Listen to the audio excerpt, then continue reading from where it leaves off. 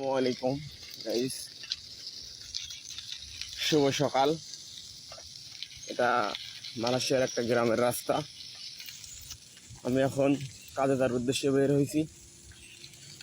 সাইকেলে যাচ্ছি আমি। এই দেখেন, এটা একটা ধান ক্ষেত ছিল, ধান কাটা শেষ, আবার সামনে লাগাবে।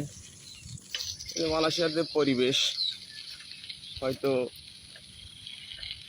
অনেকে ভাববে না এটা একটা বাংলাদেশ।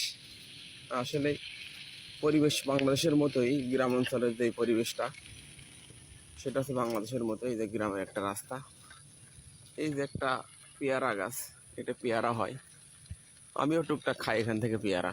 তবে দেশে একটা জিনিস, একজনের গাছের ফল আর একজন ধরে না, নিচে পড়ে থাকলেও ধরে না, বা না বলে কারো কিছু অন্যজন খায় না।